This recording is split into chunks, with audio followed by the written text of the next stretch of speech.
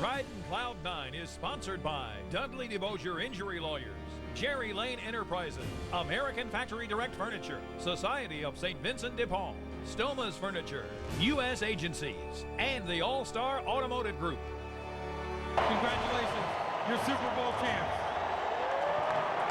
It was a season Saints fans waited over 40 years for.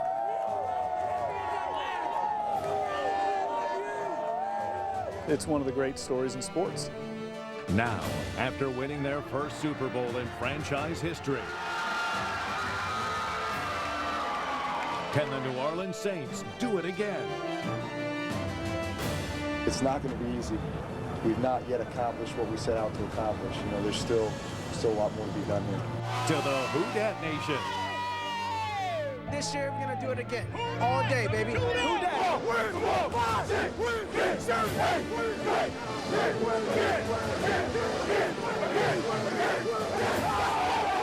Still riding Cloud 9. Hi, everybody. I'm Steve Schneider, live in New Orleans. We're about a half hour away from the Saints taking on the San Diego Chargers in the preseason, and the Who Dats are definitely ready down here in New Orleans. Welcome to our special Riding Cloud 9. Now, I'm a guy who's followed this franchise since its inception, and I can tell you this preseason feels like no other. Remember all those Septembers, the foolish optimism ending in disappointment? I'll tell you what, these fans have a not so quiet optimism about their team, and in the next half hour, we're going to take a look at the pulse of their feeling about this team. We're going to paint the success of Sean Payton against a backdrop of his predecessors who never managed to get the job done. But first, we have to start with number 9. Jacques Doucet takes a look at Drew Brees, who may only play about a half here tonight, but even when he's not in the game, this guy is busting his behind closed doors. Since his Super Bowl glory, it's been a whirlwind, a blur for Drew Brees. The obligatory trip to Disneyland, hanging out with Dave Letterman, spending time with our troops, throwing out the first pitch in Yankee Stadium, landing himself on the front cover of the latest Madden video game, and releasing his own book. An estimated 1,500 fans recently slamming a Baton Rouge bookstore for one of Brees' signings. And while these series of events may get some athletes drunk on their own success, observers say Brees will rise above such temptations. Human nature is to relax a little bit or feel like, hey, you know, we've arrived, and you let the little things slide, it'll all work out. I think that's a disease. I think when you have that mentality, then you're in trouble. Brees doesn't need Sean Payton or anyone else to push him. He inflicts enough punishment on his own. This was Monday at the Saints facility. Everyone is gone for the day. The place is quiet, except for one guy, number 9, running sprints, mentally visualizing game situations. His expectation for himself is higher than it is by anybody else, and that's a good thing. That's one of the reasons he goes through the workout routine that he does and the training in the off season. With the Saints taking on San Diego in preseason game number 3, it's impossible not to revisit how Brees landed in New Orleans to begin with. There was the potential career-ending injury with the Chargers that made him expendable. San Diego's send-off becoming the Saints' savior. The quarterback the franchise waited over 40 years to land. When you look back at that move, it's going to go down in history as the best personnel move in the history of the Saints, and one of the best moves in the history of the NFL. If we don't have Drew Brees here in this city, I'm not sure we're talking about all the things that have been done with Sean Payton, as much respect as I have for him.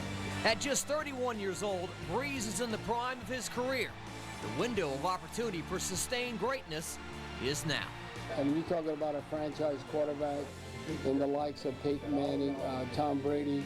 So that's why I think the Saints can go on a run because of Drew Brees. We know how good we are, we know how good we can be, but I still feel like we've only scratched the surface, and like the mentality's got to be that, you know, we've not yet accomplished what we set out to accomplish. You know, there's still a lot more to be done here.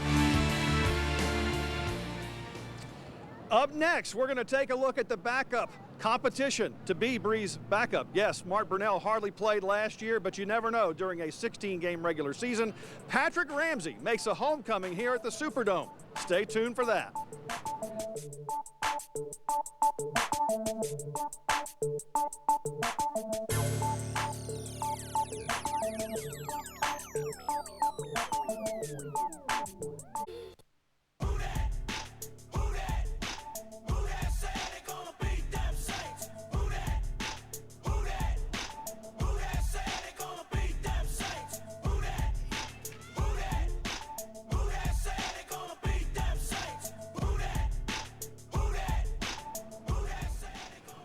You might have heard Saints fans have anointed number 9 Breezes.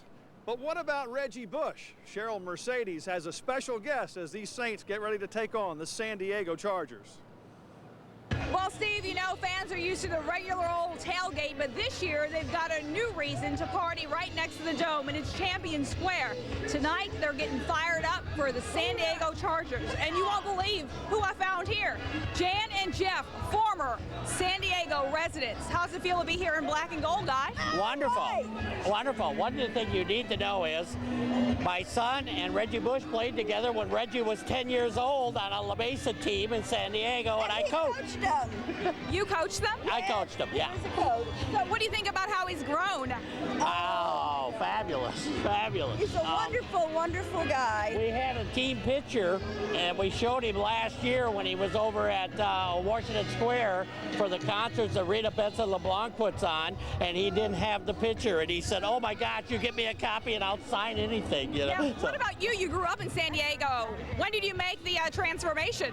We've been here 12 years. 12 years now, and I'll never go back. This is my home. This is my home. All right, thank you guys so much. Enjoy the game. Thanks, Jan and Jeff from San Diego, now New Orleans Saints fans. And after a season like last year, Steve, I don't find it hard for anyone to make that transformation. Back to you. All right, Cheryl, we'll get back with you later in the show. Check in on the Houdats, how they're getting ready for this championship rerun. In the meantime, speaking of reruns, Patrick Ramsey was a Tulane quarterback, 3-year starter, played here in the Superdome. Now he's on the Saints roster, and boy, what a difference the Dome, not just because it's after Katrina. When he played for Tulane, the building largely empty. The team often had trouble winning, but now he's right in the thick of a quarterback race against a guy who went out and put up great numbers just a week ago, talking about Chase Daniel, who really hadn't done anything since he was in college. Ramsey talking about that matchup here as we end toward the end of camp. Chase knows this offense, and he's doing well in it, and I think that it'll be fun for us. I mean, both of us to compete, and it'll make us both better. I feel like I'm picking things up well. I think there's so much to pick up that the volume of it, I think I need to, keep grinding on it. I've been down this road a few times, but I'd love to make this one stick for a while. All right, Blue Gay. He's a defensive back who played for Nick Saban's defense and the Patriots and Bill Belichick. He tells me year 2 with Greg Williams will be even better than last year when they won the Super Bowl. More on that coming up.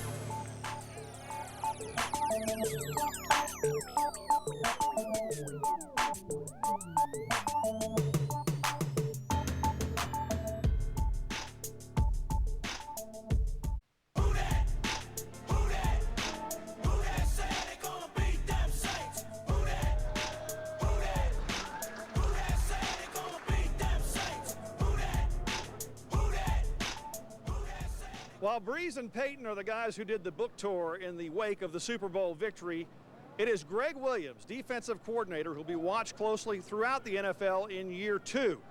No doubt, he was the #1 reason the Saints went from 8-8 in 08 to riding cloud 9. It's the defining moment etched in memories forever. Tracy Porter's pick 6 off New Orleans native and Hall of Famer to be Peyton Manning, sealing victory in Super Bowl 44.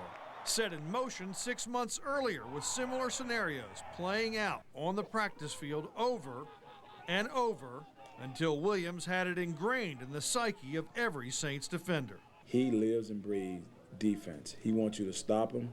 He wants you to scoop and score. He wants you to intercept. He wants you to sack quarterbacks.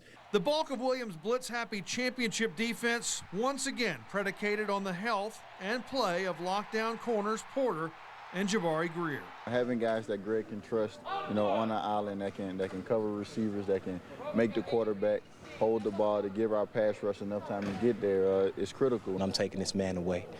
You feel like you can do anything. I'm a better football coach when Tracy and Jabari play corner. Greg says this all the time. I want you to step in his face. I want you to take his heart out and eat it. Ironically, it is Patrick Ramsey who knows better than anyone the relentless pounding Williams can bring after facing him with the Redskins. We hit him 21 times in that game. We sacked him 7 times in that game.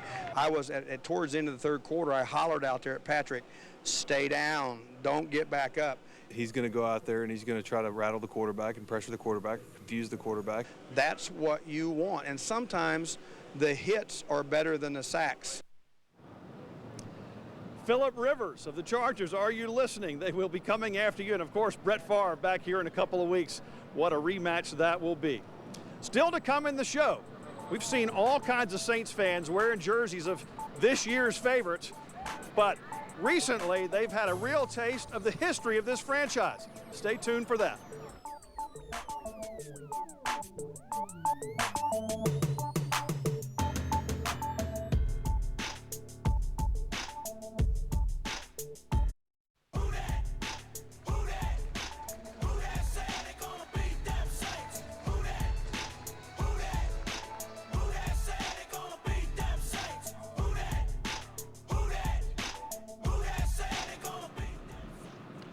You can bet every single Saints fan showing up here at the Superdome tonight has their favorite Super Bowl championship story.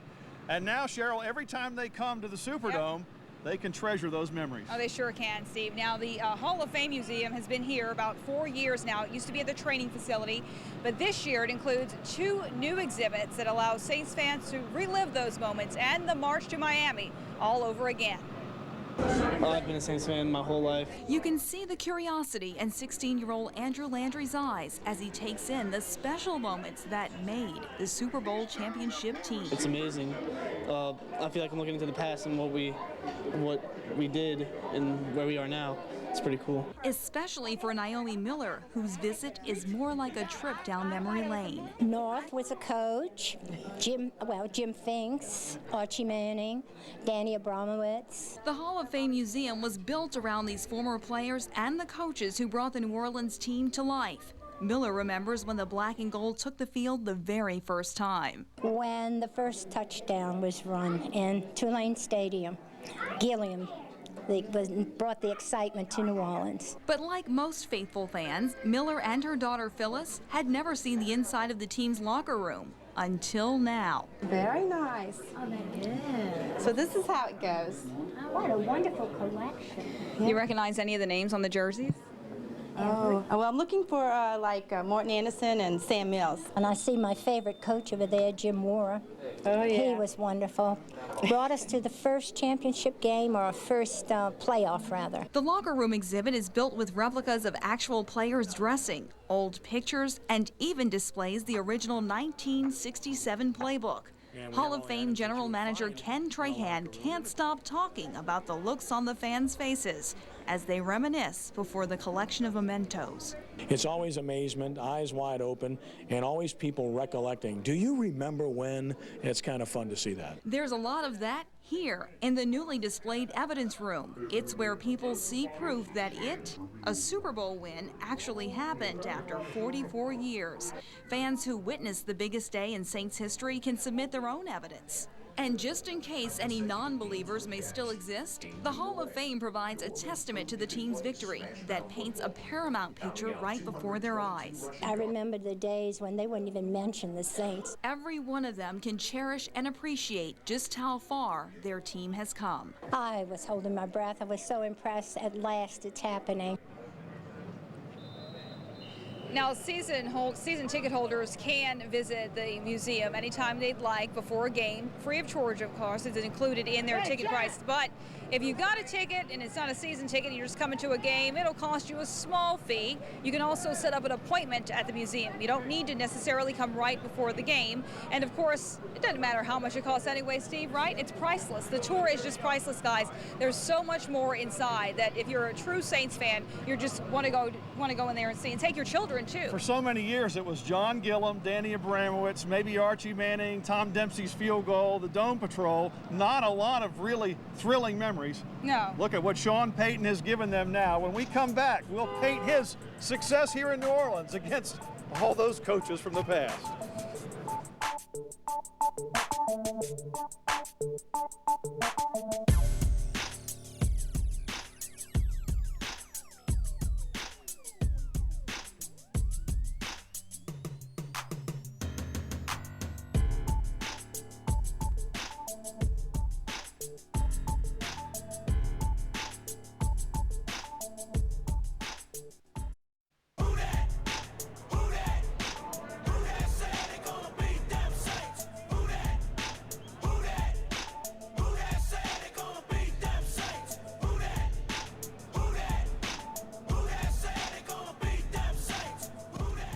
Every time I turned around this offseason, Sean Payton was doing another television interview, and certainly worthy of that after the tremendous inspirational story here in New Orleans. And his book, Home Team, truly endearing him to Saints fans here in New Orleans, the way he told the story of the city and the team's rise to a championship. New Orleans native Sharif Ishak has seen all those other coaches that Tom Benson brought in before Sean Payton and paints the success of the #1 Who Dat as he goes into another season. Sean Payton came to New Orleans with a Bill Parcells-like winning mentality that paid off for him last season, leading the black and gold to their first Super Bowl title. The background with Bill Parcells, I think that had great influence on him, and he understood what it took to win, that it's more than just X's and O's. He had a great concept of developing the entire organization. I just think that Sean Payton, more than anything else, has got the pulse of the football team. Now, trying to compare Payton's success to the 13 coaches that came before him is impossible. We just got our ass totally kicked. We couldn't do diddly poo offensively. Jim Mora will always be remembered for that tirade, even though he led the team to 93 wins in 10-plus seasons and their first winning season in 1987. But he never won a playoff game. Jim Haslett, on the other hand, picked up the franchise's first playoff victory, however, got canned in 05 after going 3-13. Bum Phillips and Mike Ditka combined for only 42 wins in 8 seasons, with Ditka's 3 seasons being pretty much an unhappy marriage. Now, discipline was an issue for some of those coaches, which isn't the case with Payton. I think most importantly, your boundaries are clear in regards to structure and discipline. I think that you know, the most important thing is the communication of what the expectation level is. He's one of those guys who, you know, when he says something, he expects it to be done, and he won't hesitate to fine you or discipline you. The teams that I've played and have won don't necessarily like the head coach. I mean, I don't know if you tolerate him, but you respect him. It's all business-like. Well, there's no doubt the Saints have made some monumental mistakes in the draft over the years, drafting busts like Vaughn Dunbar, Alex Molden, and Jonathan Sullivan, whereas Payton has made a living through the draft by developing a number of key players. He does a lot to prepare you that I feel like maybe other coaches don't do, and I feel like he does a great job of getting you ready for all the situations that might come up in a football game. He's a great motivator, and he's an even better mastermind when it comes to offenses and creating mismatches and allowing guys to be put in positions to succeed. Overall, he's a great coach. I mean, he knows what he's doing offensively, defensively, and the special teams. He's done a great job in putting the talents together, putting good character guys together, and putting a great coaching staff together.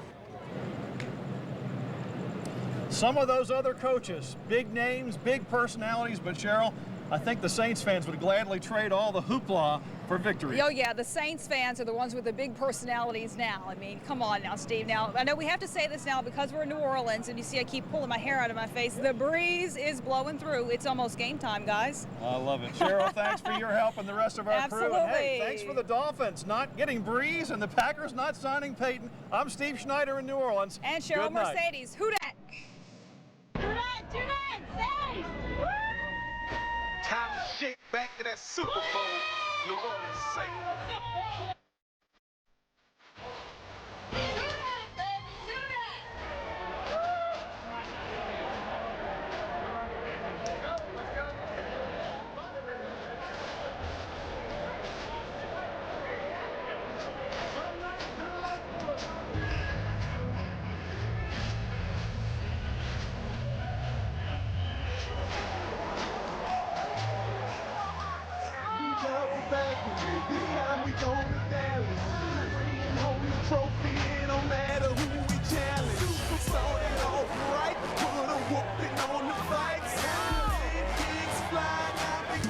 Ride Cloud 9 was sponsored by Dudley DeBosier Injury Lawyers, Jerry Lane Enterprises, American Factory Direct Furniture, Society of St. Vincent de Paul, Stoma's Furniture, U.S. Agencies, and the All-Star Automotive Group. Right now, We love our black and gold champions, but you don't have to be a football star to be a champion. Children of incarcerated parents are innocent, but face many tough challenges, and without intervention, they have a 70% chance of ending up behind bars themselves. Become a mentor and a champion by giving hope to a child with an incarcerated parent. Volunteers of America's Mentoring Children of Promise program is making a difference by breaking the chain of violence right here in your community. To find out how you can be a champion, call Volunteers of America today. Watch Louisiana's home team. You're watching Fox 8 News. And welcome back. Time now 8:40. Behind every great football team are some great cheerleaders. For decades, the Saints have cheered on the boys in black and gold, and are almost just as popular as the players themselves. They have a new calendar now out on store shelves right now. And joining me now is Saints president Leslie Fitzmaurice and Saints and calendar girl Amanda Thompson. Thank you both for joining us this morning. Thank you. Much anticipated calendar. A lot of people are waiting on it. I mean, some beautiful girls with lots of great pictures. Just give me an idea of what goes into this. How do you go about doing something? Well, we start shooting in April with our photographer Bert Burr, and we decided to focus on the city of New Orleans this year, and we shoot at 4 o'clock in the morning. You know, that's the call time. Oh, we're used to that. 4 o'clock. Yeah, I bet you are. And we shot about 3,500 pictures to get this year's calendar, and it's a 16-month calendar, and it has a poster pullout. So you can get a poster as well as a calendar. So it's quite a collector's item. We print 10,000 of them, and we already have a waiting list of people wanting their orders, about 200 people. Now, over the years, this has become more and more anticipated. You're telling me, just like we said, yes, more popular than the players themselves, and we're showing some pictures now. How is that, Amanda? You know, people saying, you know, I'm waiting on it, I want it right now. Tell me about that. How you feel? Well, it's really exciting. I think this is the best calendar we've had yet. We really wanted to showcase our city, and actually this shot that I shot at the World War II Museum happened the morning after I returned from Iraq on a USO tour. Wow. So it was a busy day. Like Leslie said, very early call times. Our photographer Bert Burr wanted me to channel Betty Grable, so I think that's what we captured in this particular shot. And the whole calendar showcases the city and all that we have to offer. Right. A lot of work goes into making this calendar. I mean, the process behind it. I mean, we do have some behind the scenes video we'll show a little bit later, but tell me about that and how that goes. Well, it starts with test shots. Everybody wants to be a month, but actually every single girl's in here at least 4 times, and we shot the whole team, and we shoot at different locations, so we have to get the locations and the suits, and you know, it's a lot of coordination. I think the thank you page has like 200 people that actually are behind the scenes and making the calendar. But the Saints have become community servants for the city and the state, and they're actually goodwill ambassadors. They go out and they travel throughout the world representing our city, and the calendars go everywhere. I have people who order every year from Japan, Korea, wow, really? Australia. One of our biggest bases is in London and in Mexico. It's our big base. Let's start with the calendar. Let's look at some of the pictures. Tell me about who's on the front of it. Well, the front is a rookie, and this is Brooke Graffiti, and she is one of our rookie members, and we decided to go with a confetti-type shot on both the front and the back because it's celebratory, and it kind of, you know, we're still celebrating in the city after our win, you know, and our great team this year. And then this page right here, the French Market and the streetcar, absolutely, you know, represents the city. And we just want to let everybody know that the city's alive and well and beautiful. Our Royal Sonesta is our official sponsor. This is the Crystal Hallway, and that's where we had our calendar release party on Wednesday night, where we actually unveiled it, and there were 500 people there at the Royal Sonesta. So if anybody wants to celebrate the Saints at the Royal Sonesta after some of the away games, the Saints will be there doing some events. This is at Equest Farms here and the Ogden Museum of Art. And then we have another city bridge, you know, the G&O Bridge. It's really, it's neat. Yeah, so let's not give too much away. Yeah, we'll let people get it. Yes. Okay. And Al Copeland's boat, of course. All right, we could probably talk about this for the rest of the morning. I'm sure people won't mind. Thank you both for joining us this morning. People can get those calendars $19.95. Is that right? Yes. All right, can't wait to get their hands on them. All right, Fox's Smash Hit Glee was in line to sweep the Emmy Awards last night, but this